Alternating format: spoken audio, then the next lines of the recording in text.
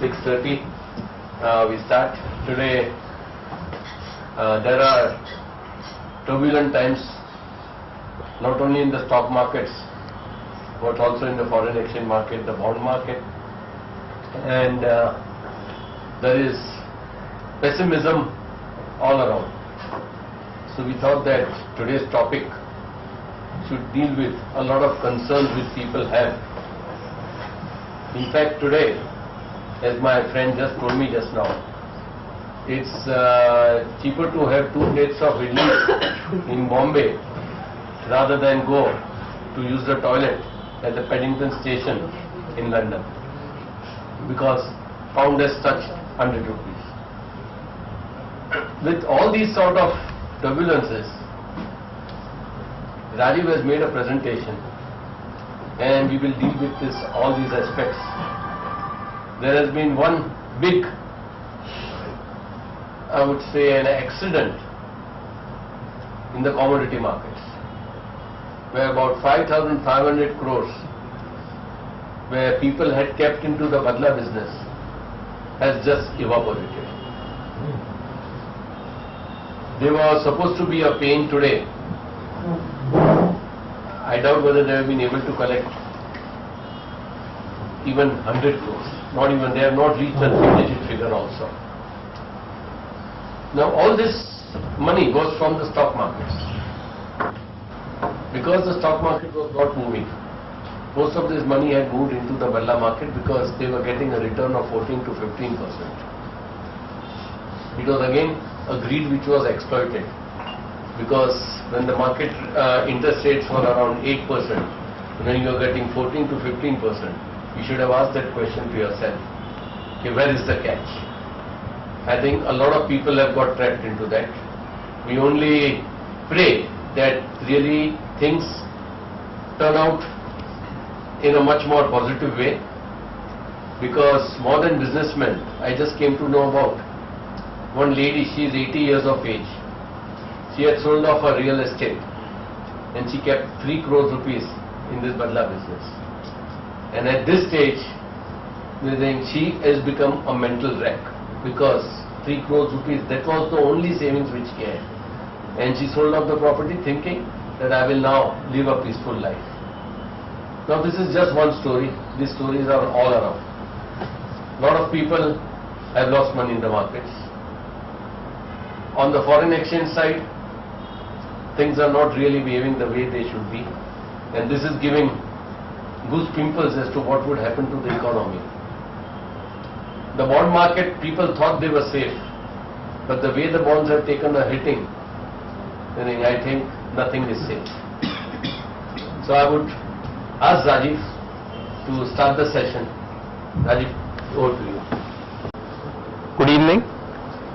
Usually in our monthly sessions, we cover different sectors, different companies, different ideas. It would have been pointless trying to do that today, because there is so much agitation in the minds of people that most of the questions would have been on these things. What is happening to rupee dollar? What is happening to NSCL? What is happening to interest rates?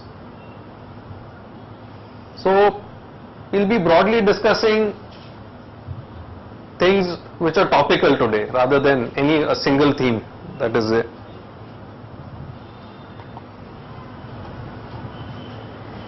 I'll start with a concept called systems thinking, and this I think is relevant to the forex market today. And when people are making different kind of predictions today that rupee dollar has touched 64 today, it will go to 70, 75, or maybe even 100 in 6 months or a 1 year's time. So what is a system? There are formal definitions, but I'll use a more practical definition for this. Anything which is made up of different parts, and those parts work in tandem, work in coordination, that thing is a system. So the closest example that we have is the human body.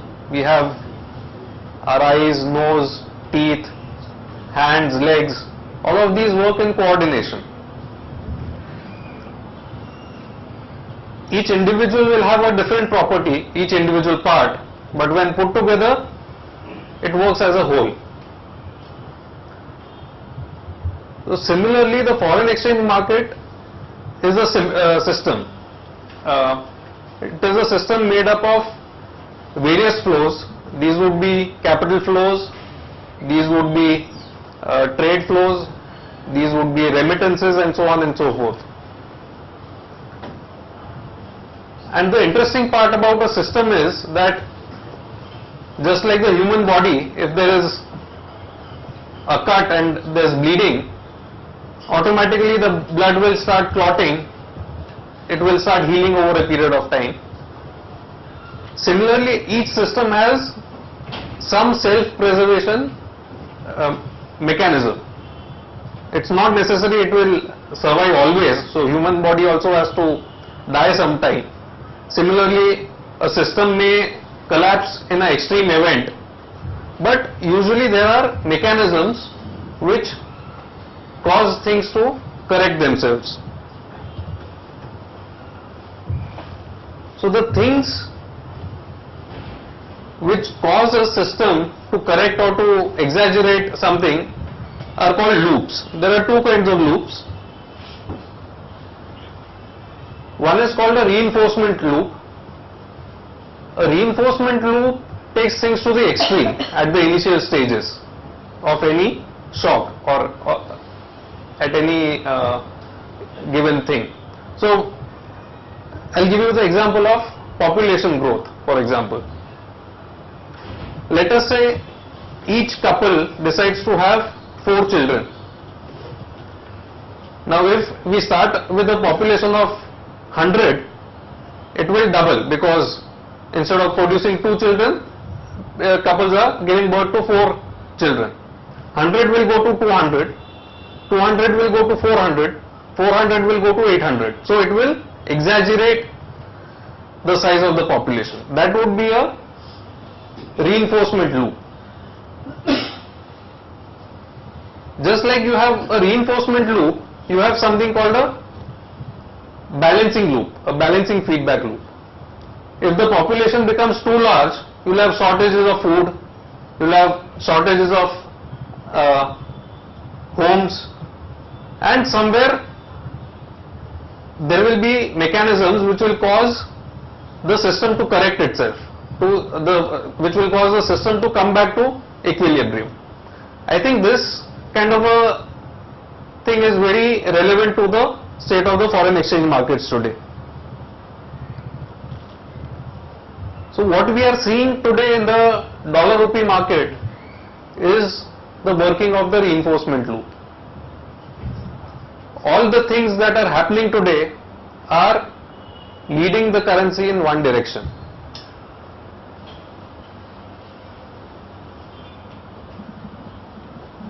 The biggest example of this is in the capital markets, both the debt capital markets and the equity capital markets.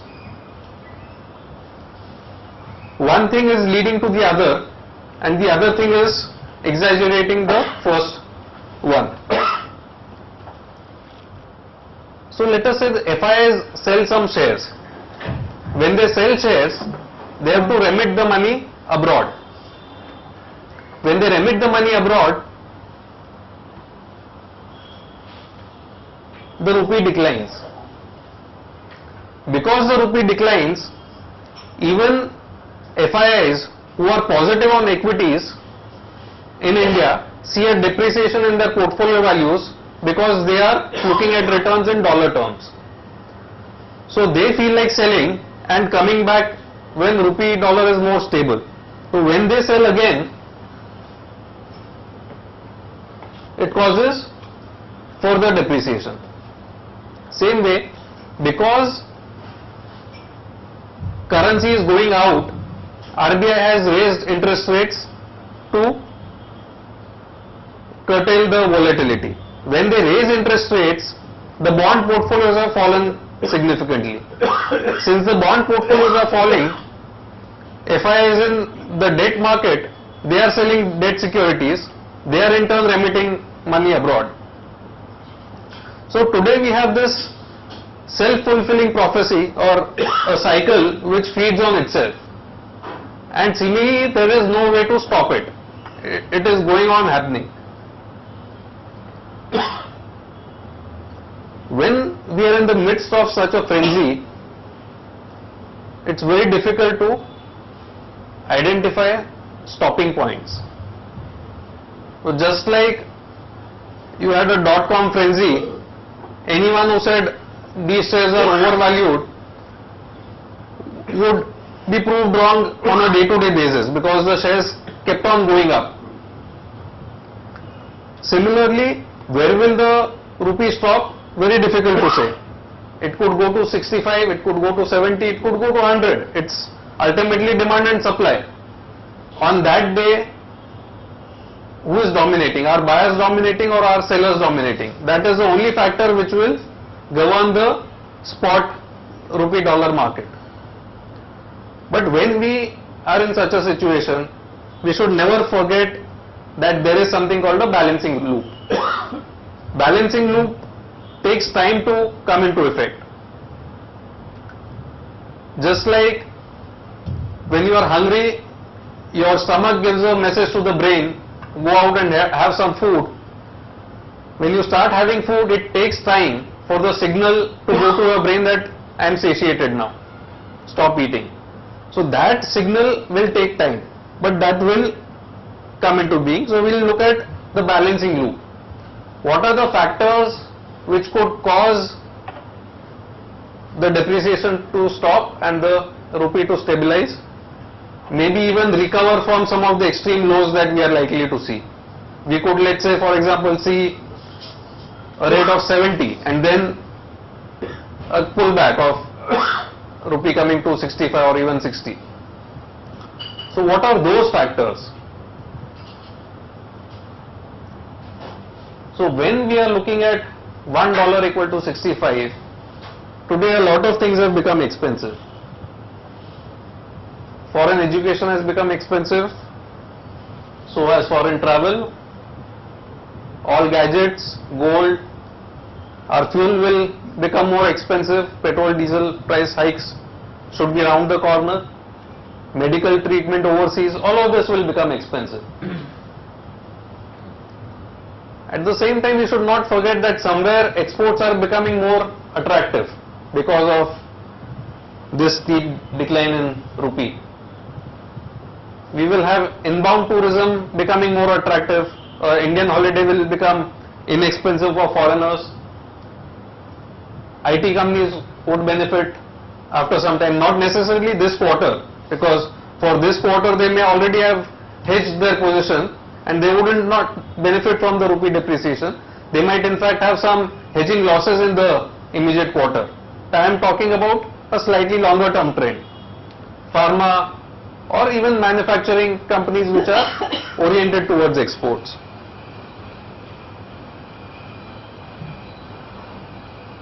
And interestingly, it will be increasingly more difficult for a Tata Steel to acquire Chorus or a Hindalco to acquire Novelis, while it will be easier for Etihad to acquire a Jet Airways in the future, because in dollar terms Indian companies are far cheaper.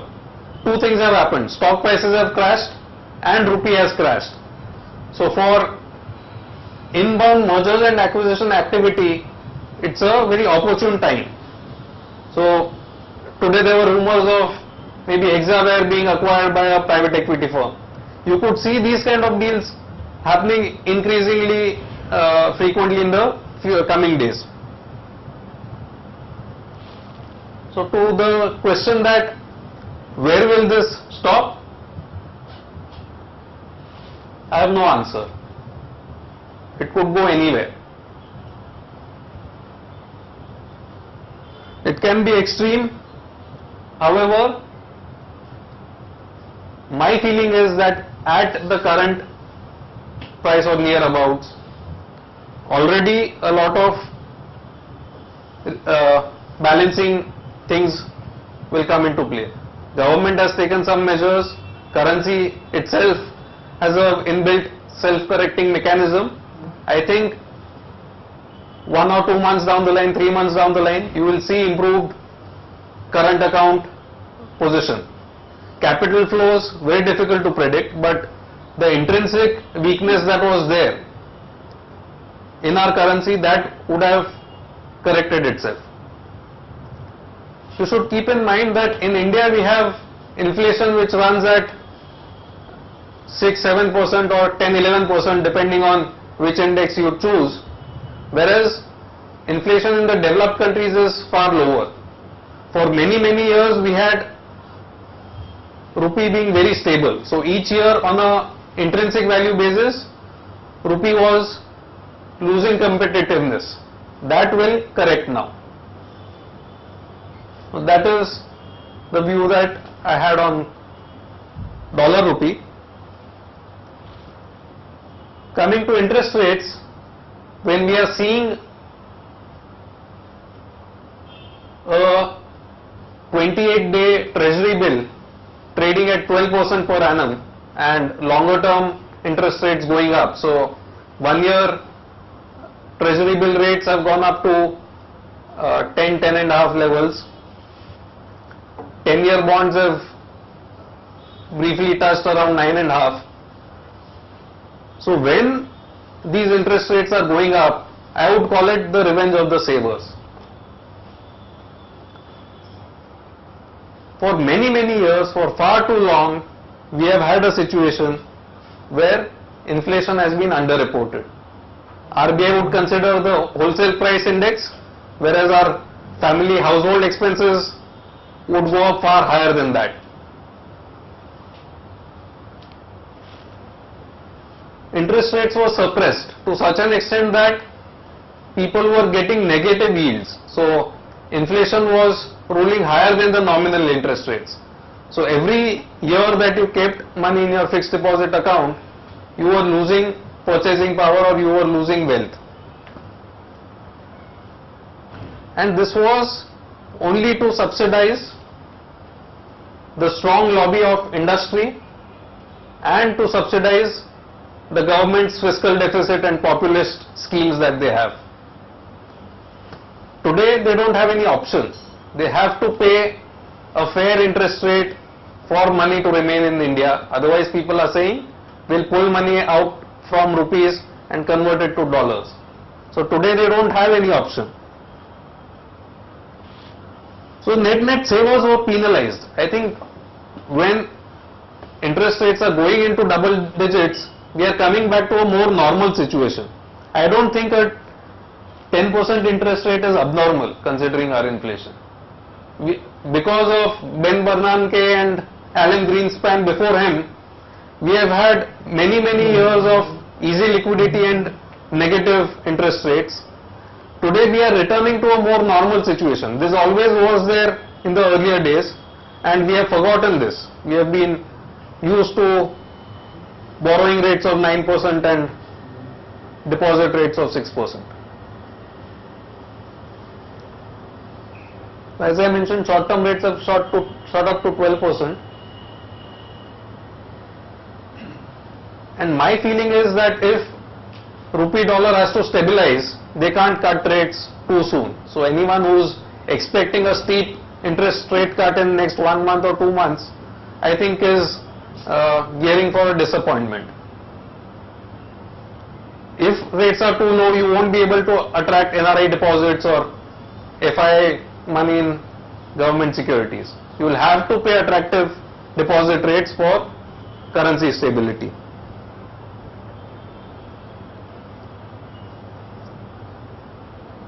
So considering the hike in interest rates that we have seen, we are faced with this question: what to do now? Should we go for fixed deposits, fixed maturity plans, or the regular debt funds? With the rise in interest rates, many people would have seen even their debt portfolios coming down, even their liquid funds showing losses on a temporary basis. I would say that it is nothing to worry about as long as you have staying power. look at it this way. Let us say you have bought something at 90. You are sure of that security paying you 100 after 1 year. That is guaranteed to you. But if in the interim, if that 90 falls to 88, should you lose your sleep over it? My answer would be no. If you have a holding power for 1 year, hold on to it. It will mature at 100. That is what has happened to debt securities. In debt securities, let us say you have a security which is paying you 10% interest. After you have bought that security giving you 10% interest rates are hiked to 12%. Obviously, no one is going to buy this security at its previous price. People will want it at a discount. That is the reason the security falls in value. But it does not stop paying you that 10% interest, and it will repay you that 100 on maturity. So nothing to worry about as far as your liquid fund investments go or your debt fund investments go. So the choice between these three vehicles is difficult. There is no clear-cut answer as to which one you should take. It would depend on the circumstances of different persons. It would depend on the investment horizon, the marginal tax rate applicable, the flexibility required, so on and so forth. So taxation is one of the factors to consider. There are other factors to consider also. However, I'll give you two features of fixed deposits which are not very not thought about by investors when they consider debt securities. Let us say you find the interest rates attractive right now and you go and make a bank fixed deposit for 5 years.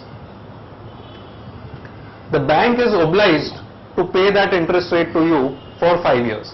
They cannot back out from it. But if for some reason rates go up even further, you can walk into the bank branch, say I want my money back, I want to break the FD. Bank is obliged to even allow you to break the FD. They can't hold your money back. You can break your FD and deploy it afresh at the new interest rates. This option is not available if you buy a FMP or if you buy a debt security. So this should be remembered even if you don't remember anything else. When you are borrowing money in terms of home loans, try and go for a fixed interest rate. That is one. Second is, when interest rates are very volatile, choose bank fixed deposits over debt funds. Because in debt funds, you will see NAVs coming down if interest rates go up. Let us say rupee dollar goes to 70 and RBI really slams the brake, hikes the interest rates dramatically. You will see big dips in NAVs of debt funds. It may be temporary, but you will see those dips. Just to give you a flashback, in 1997, when there was an Asian financial crisis and Mr. Bimal Jalan was the governor at that time. He had come in, just like we are going to have a new RBI governor, Bimal Jalan had just come into RBI as a governor and he was faced with this Asian financial crisis. That time the liquidity was tightened so much that briefly the call money rates had touched 100% per annum. Government bond prices had fallen at the long end, had fallen from as high as 116 rupees to 100 or even below that. So a 16-17% depreciation in government bond prices is normally unheard of. This happened in a matter of weeks. treasury bill rates had gone up to 15%, 20, 25%, those kind of levels. The buying and selling rate would be 10% and 15%. Bid offers were coming like that. It was a crazy time to be in money markets in 97, 98. So I am not saying that will happen, but that is a possibility if things really go out of hand. If you go in for fixed deposits, you can be assured of getting your par value at any time. That is the advantage.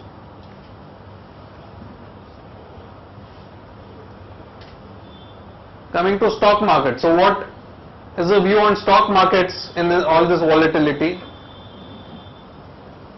What should you do as a potential stock investor or as someone who is owning stocks?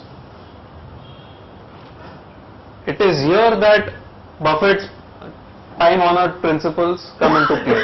One, leveraged companies will face very tough times. Companies which have borrowed money, especially with floating interest rates, they will see their interest costs just shooting up, and rates are not going to come down in a hurry.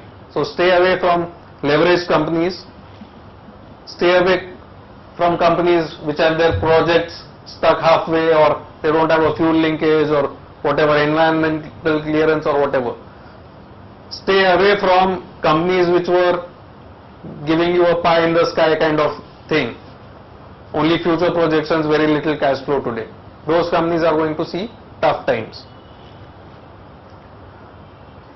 Companies which have a return on capital of 11%, 12%, their whole business model was, the project will generate 11%, I will borrow money from the bank at 9%, that 2% additional advantage will go to my equity shareholders.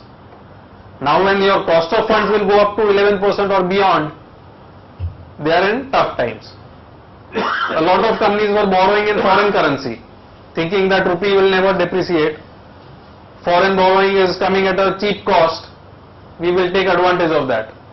And the project doesn't have high returns, in which case there is trouble ahead, and for quite some time. It's not that it will get resolved in 1 or 2 months. So stay away from those companies. But not all companies will do badly.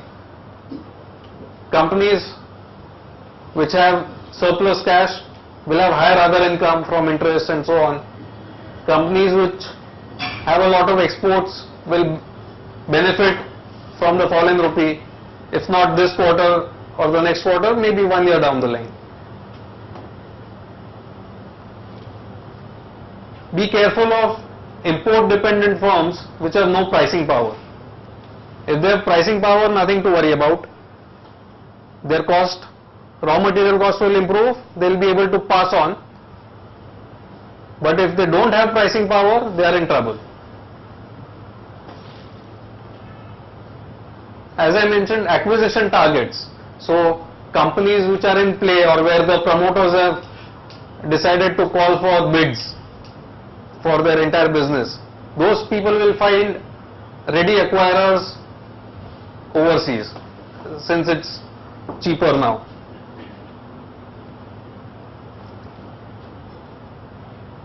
Question is, what happens to FIIs? It is not that all FIIs behave alike. There are FIIs which have investing horizons of 3 years, 5 years, 10 years. Believe me, there are many such FIIs. They are monitoring the market closely. They will come in at an appropriate time. It is not that things will just keep going one way. The moment some stability comes to equity and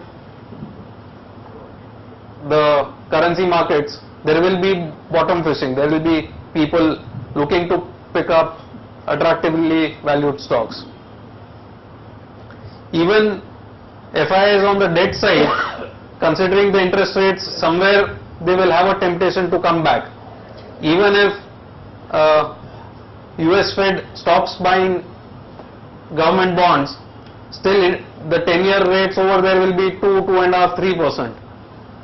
If we have double-digit interest rates over here, they will still find this attractive.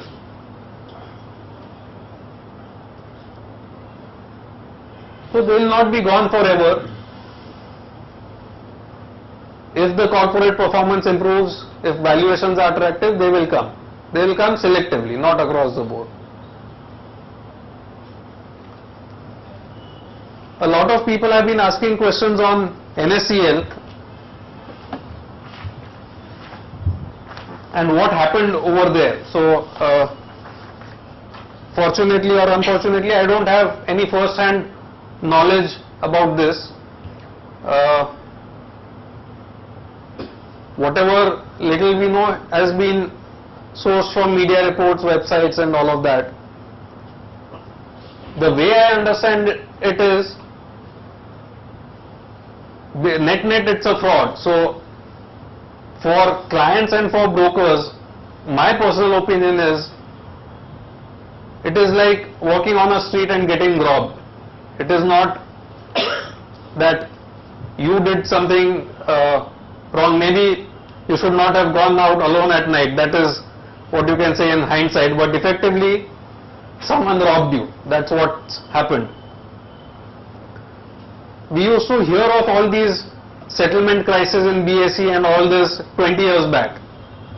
SEBI came in, a lot of tightening was done, margins are required from brokers, capital adequacy norms have come in place, depositories are there, all those systems are there.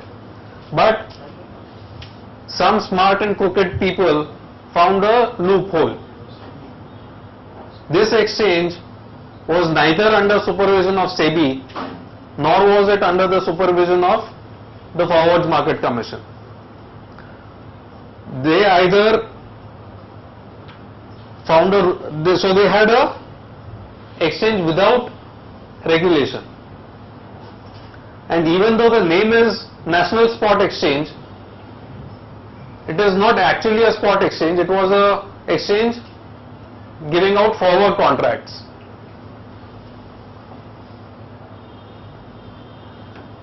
And it was something similar to the Vyaj Badla kind of system that existed on BSE many years ago.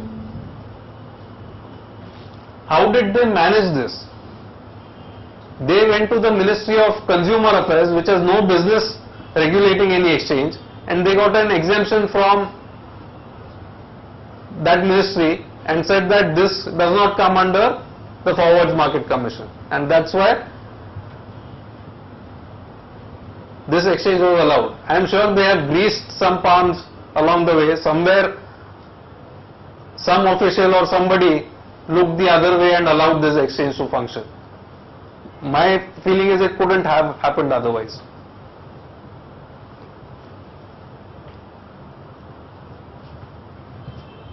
I would say it is not inherently an illegal activity. In the US, there is this Chicago Board of Trade which has been around for many years, decades, maybe even century.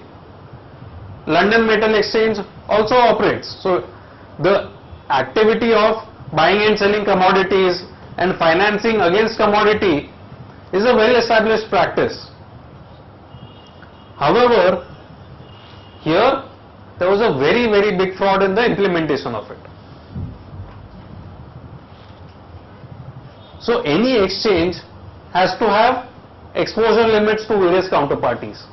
How much can one individual entity deal in? And that is linked to the net worth of the person, that is linked to the margins that that person has given, that is linked to the deliveries that that person makes, and so on and so forth. They have also to put up some cash margin or some bank guarantees or something like that with the exchange, which doesn't seem to have happened here. The collateral has to be kept with reputed warehouses, reputed counterparties, and there should be check on the quantity and quality of those collaterals. And any exchange has a mechanism. Let us say the buyer defaults. If the buyer defaults, what happens? You take the quantity of the stock placed, sell it in the market, realize the funds, you forfeit all the margin that counterparty has given, you initiate legal proceedings against the defaulter, and further there should be a daily risk management mechanism. If someone has bought a product on the exchange and the price starts falling, there are daily mark-to-market margins that the person has to pay. None of these seem to have been there on this exchange. It has been operating in a complete vacuum, and all these were given a go by. So the question is what to do if, as a trading member or as a client, you have exposure to the exchange, what to do? So one is you have to be updated as to what is happening. Luckily, the authorities seem to be coming into picture now. Forward Market Commission, Finance Ministry, SEBI, various officials, Income Tax Department, all are coming together and monitoring the situation, and they have forced the exchange to be completely transparent now. So if you go to the website of this exchange, you are getting daily reports as to how much money has to be paid by which counterparty, how much money that person is paying on a day-to-day basis. So keep monitoring the developments. Some large players have formed associations to take legal action and to work out mechanisms to safeguard the interests of various people. So again, data is there on the website. I have also taken some printouts. This lists the larger brokers and larger counterparties, who are the people who have a big exposure to the exchange and who all you can coordinate with in order to take joint action. And it is not like it was a chit fund or it was a hawala operation or something like that. All the money has gone by banking channels. So when Income Tax and Finance Ministry officials get into the act, they will know who has borrowed the money ultimately. So that trail will get established, and we'll have some information going forward as time goes by. So we have to keep our fingers crossed and hope that some money comes, and hopefully that is substantial. That is as far as the spot exchange goes. A lot of people have been asking about stocks, about financial technologies as a company. Should we buy the stock of financial technologies, or if we already own the stock of financial technologies, should we sell it now that it has fallen so much? We have bought it at maybe 10 times the current share price. Should we now hold on to it, or should we sell it now? That is a question. Is it a buy, is it a hold, what is it? I don't think it is a buy.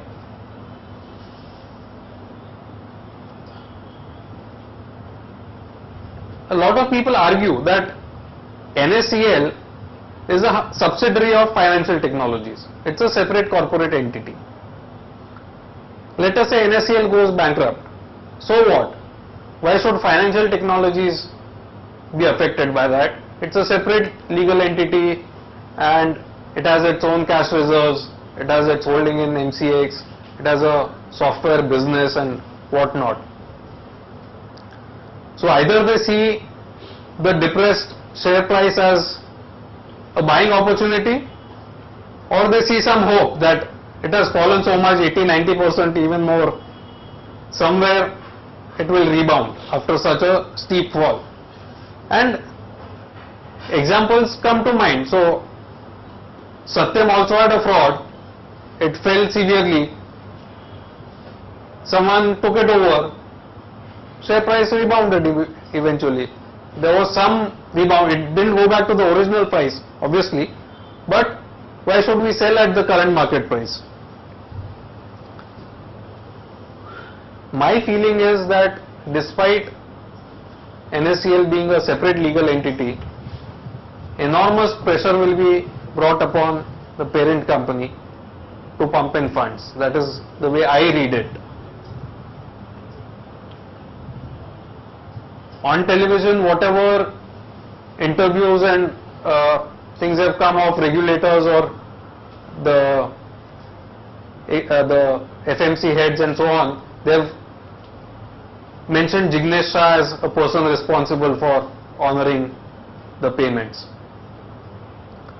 So they will hound him and somehow make him pump in funds into NSCL. That is the fear that I have.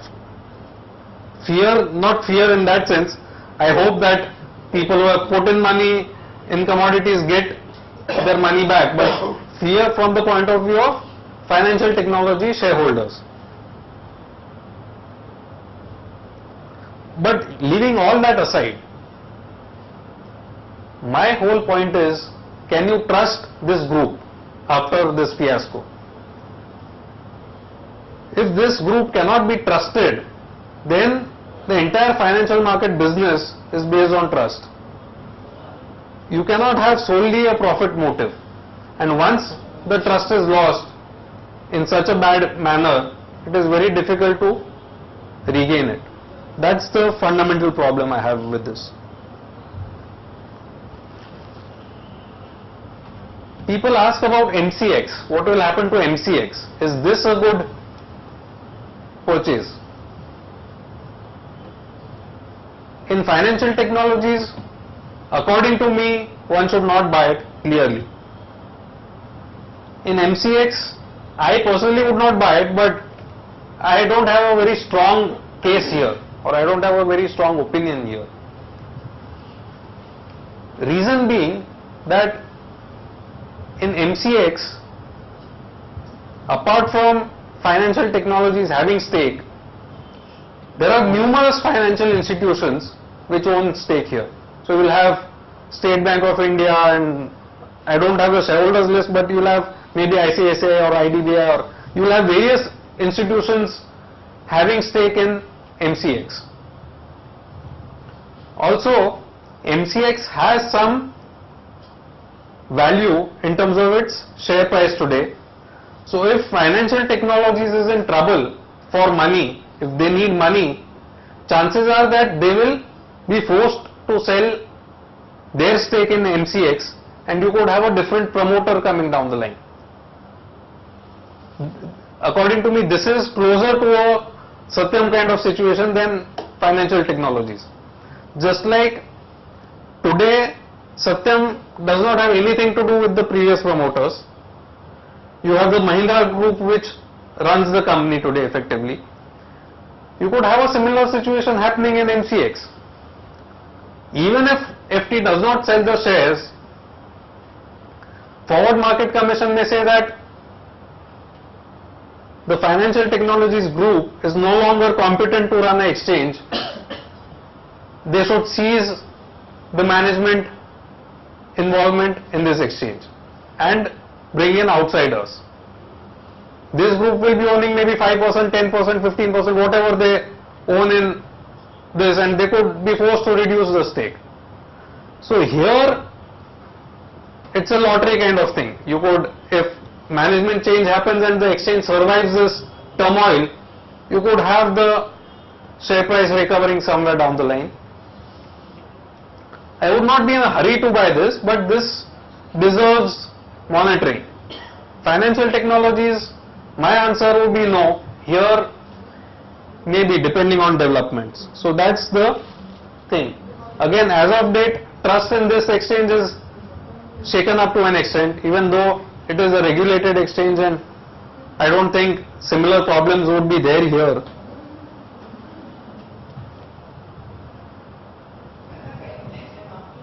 So this is what I had to say. Now it's open for